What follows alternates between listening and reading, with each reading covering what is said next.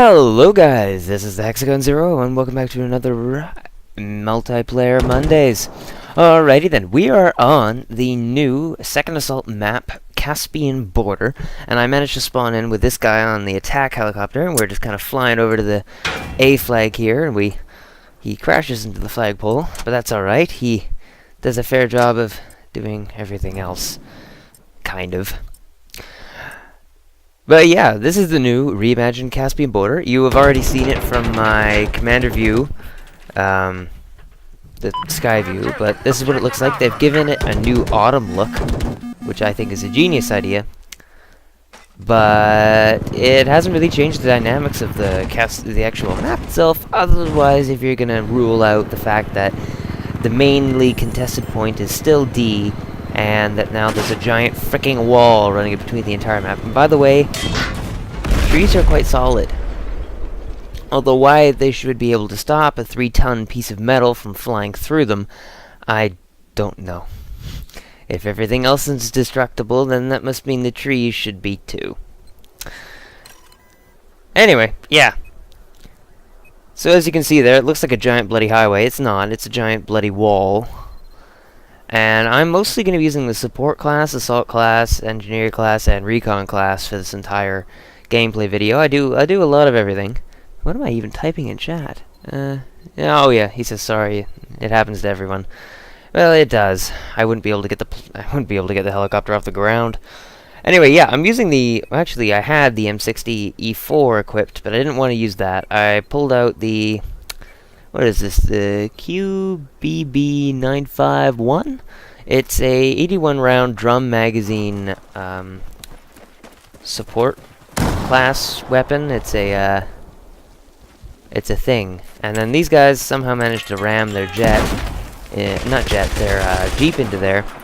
So I take him out. And the reason why I have flashbangs equipped is because I was just playing on a Metro server that, yeah, this guy was doing the floating thing there, but I was just playing on a Metro server that had no explosives allowed.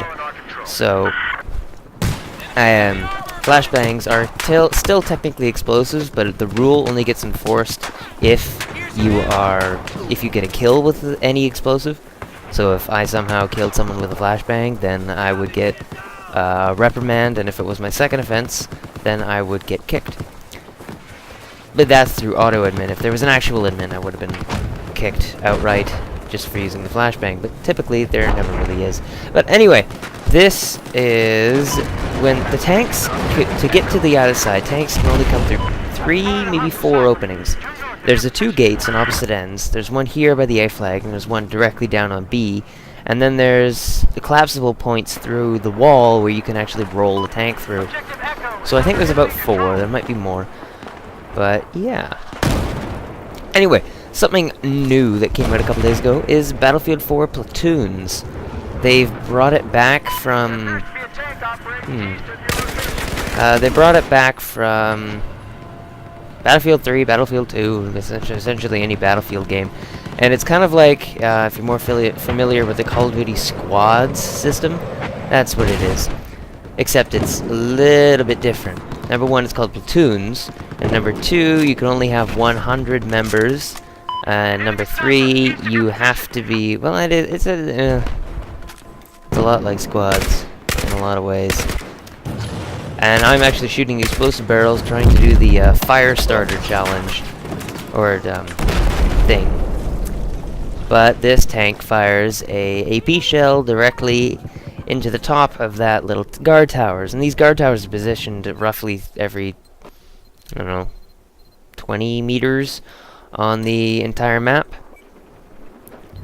and you can climb up into them, and the tops can be destroyed, as you'll see later, but unlikely, at least that much. But then also the blast shields, I guess, can be closed. And what I did here is I spawned in this guy's tank, then I quickly changed teams so I could not be on this guy's team anymore, just because I wanted to not be. But anyway, you see that giant tower there? That's the levolution for this map, and you guys might be able to see it go down on this. I can't remember if we knocked it down in this gameplay, but I believe we did. But anyway, getting back to Platoons, Of course, since I'm a premium member, you're able to create, if you're a premium member, you're able to create platoons, and I'm actually firing a couple guys over on the wall, if you're wondering what I'm doing. But, we have a platoon, it's called Hex Elemental. You can go to, you can search that at Platoon Search, or you can go to my blog, which is on my main YouTube channel page, and find the link to the recruitment thing, or whatever. You can apply, and yeah, so that's there. I'm not going to put the link in this video, just because I probably won't remember, and, well, it's already on my main channel page, so you don't really need to. Anyway, I know there's a couple guys in there, because I saw a grenade fall out of there, but... not really fall, thrown out of there, but I can't see in. But I can see the engineer, this bloody engineer just kept on popping up in and out everywhere, and I finally get him here. But that guy was just so annoying. Anyway, I'm pointing out these, trying to point them out to my driver. My driver eventually sees them.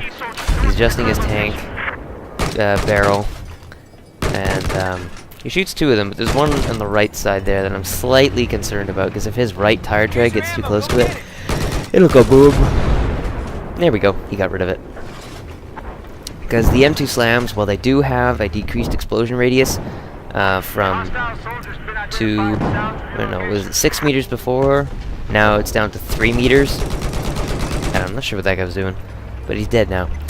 But it's from 6 meters down to 3 meters, which essentially means a lot of bad booms for us are gone. Because in order to get a kill with the M2 slams, they have to be positioned practically directly on top of each other. Yeah. But now that the explosion radius has been reduced, well, there's less of a chance of things blowing up on your tank. But yeah, I'm just checking behind us here. We're rotating around and kind of, I call it the 8-point system. Or maybe it's a 6-point system, I can't really remember. Essentially, it's where you rotate in a 6, like a clock, really. Like a 6 increment pattern. Yeah, that makes sense. Anyway, this new map, it's got a whole bunch of secrets in it, and it's got a whole bunch of destructible qualities to it. I think I actually used one of them later on in the video. Hold on. Do I? I think I do. Yeah, in about 2 minutes, I think I do. But right now, we're rolling up to the E flag. Nothing much has changed about it, other than the fact there's a couple guard towers that are completely destructible. Walls, as always, are destructible. And I should be checking behind us right now, but, you know, we didn't end up getting killed by the thing behind us, so, yeah. Anyway, my driver here is being a little stupid. Yes, there are a couple pesky infantry hiding right here, and they're being very annoying, but you do not want to drive into the E flag without infantry support. It's a very bad idea. Like, I'm not watching my left there. We just need to turn around and wait for it. I'm spoiling it here, but just wait for it. Just look on my left. Now it's my right. Anyway, this is AA tank. It's causing a little bit of trouble here. And there we go, C4. Thank you, Framovius? Framovius? I don't know. Anyways. What am I trying to do here? I think I'm trying to... Oh yeah, I was going to go for that attack chopper, but it's doing something weird. It flashed there twice, and I'm not sure what was going on. And there's this guy who's up in the guard tower, so I switch over to the assault, and I had the M416 equipped, and I believe I equipped the AG. Yeah, I do. Not AG, AUG. Because from Battlefield 3, it was classified as a very long, or at least a long-range assault rifle. And so I had recently unlocked it, so here we go, I have it again. And I haven't gotten any attachments for it. I do have the iron sights. That's going to do for me, because the AUG iron sights are completely terrible. They don't do crap. But anyway, there's these couple guys hiding over in the containers over there, because their spawn is essentially right over this giant hilltop there. So I'm not going to bother to run around there. So I see the guys down there. I provide covering fire for whatever. Don't get any points for it, but oh well. There's a tank right there. If you're wondering why we're kind of being preservative here. And I think the tower's already fell. Yeah, the tower's already fell, sorry guys, can see that. But the button I'm pushing here raises and lowers the Caspian Border gate. So tanks actually can't drive over it unless they go over and push that button. And I think this guy dies. No, he lives for a little while. Unless they go over and push that button, which essentially makes whoever went over to push that button vulnerable. Now I unfortunately do not get to exploit this, but it's still a nice feature that they added to help control vehicle movement in between the wall and the rest of the map. Unfortunately, they made it so that it favors the US side. No, it favors the Russian side, because the Russians on the well, I'm going to call it up side of the wall, so essentially the side of the wall that contains the D flag, have 3 points. They have C, D, and E. On the US side, we have A and B. And essentially that means if the Russians push up far enough, they control both the entrances and exits, and therefore basically the entire vehicle combat for most of the game. Now fortunately, there are buttons on both sides of the wall, so unless the Russians have completely dominated in the US, there isn't going to be much of a change, really. But anyway, we're having a difficult time pushing up here, because they've got this area pretty well locked down because of D flag being right over there, and that their spawn is basically right over this hill I'm looking at now. And I've just been promoted, actually, to level 48. That was a while ago. This gameplay's over a week old. But I'm essentially hiding here while waiting for the giant on-screen stuff to go away. But what I see over here is this little guy popping up on the mini-map occasionally. And I'm like, okay, you know what? I need to go kill him, because he's just causing hassle. So I start hopping up here. I go, oh no, that's not gonna work. I run around here for a little bit, and I go, oh crap, I got my left side completely exposed. So I run over here,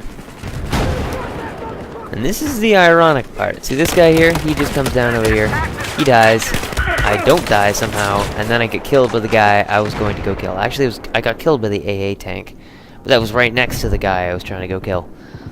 But yeah, not very fun. So essentially, I re-equipped to the Scar H because I know how to use the Scar H better than I need to use the AUG, and I'm trying to get good gameplay here. Anyway, so I swap on over to the Engineer class, I believe, and I'm just kind of switching around here, trying to choose, and I got the DMR shortcut, and I didn't shortcut pack, whatever. I didn't really want to, I just kind of misclicked it, but I got it now, so I thought, oh, you know what, might as well use it. But I don't actually end up using it.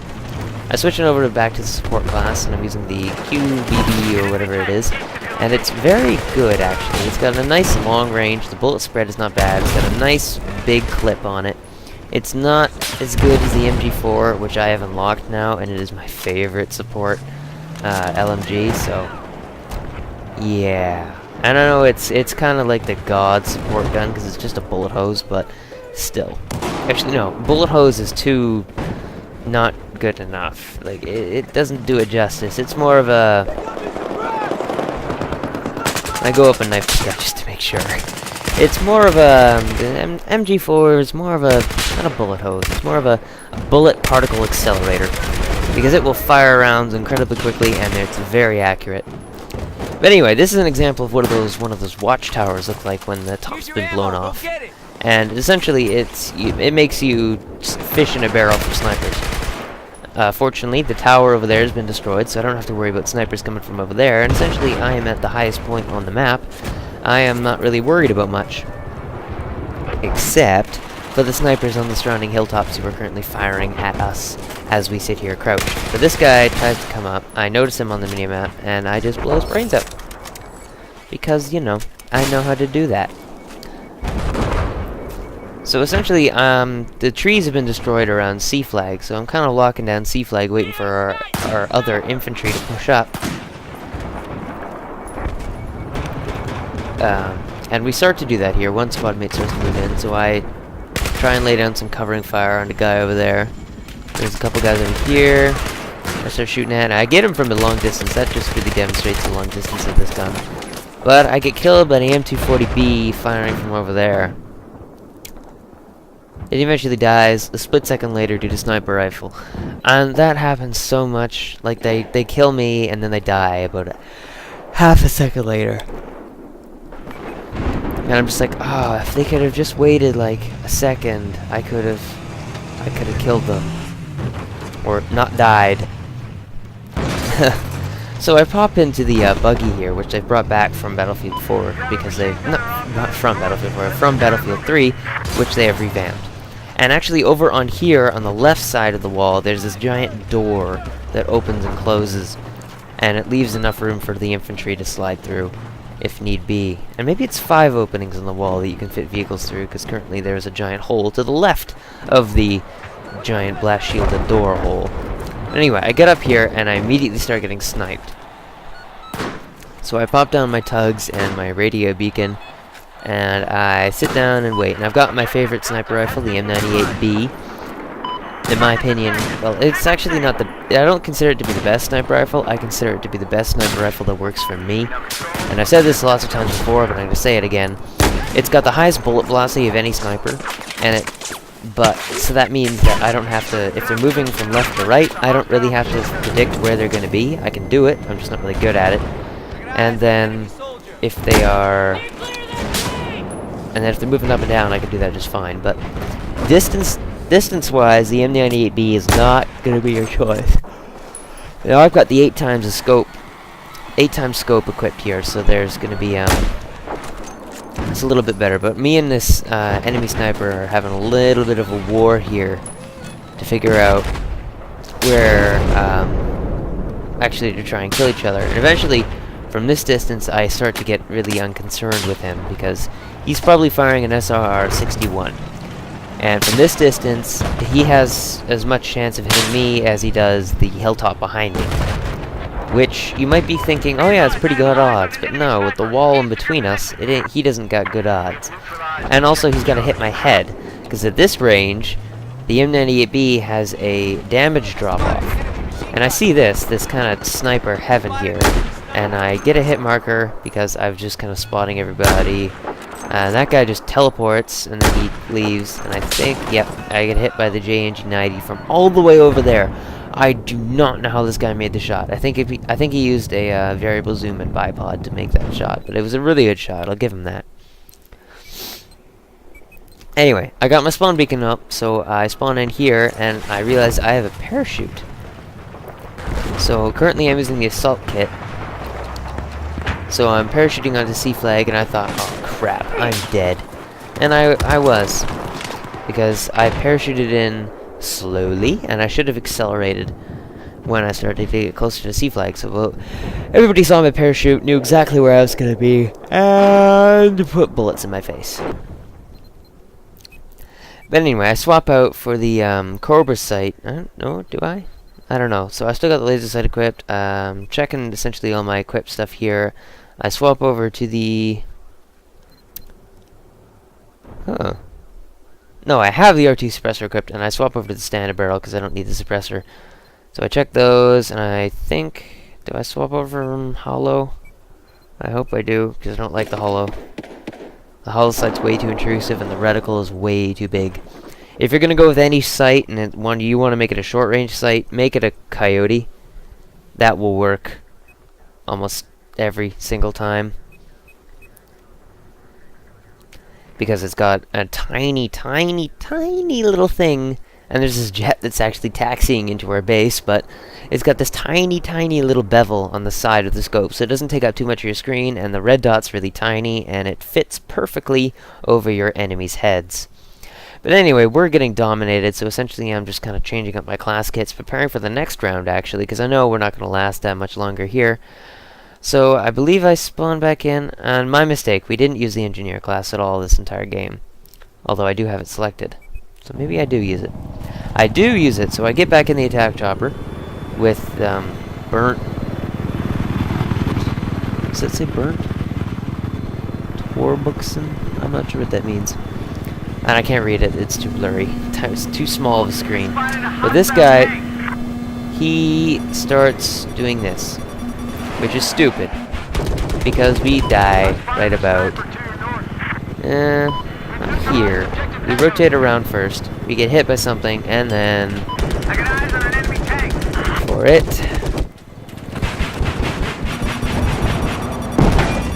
kapow, we hit the ground, and I get killed by the chopper as it slides over me.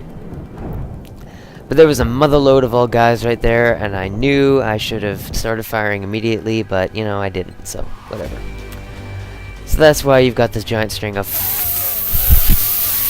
appearing in the chat, because that was a really good opportunity, and I was reloading, so I missed it.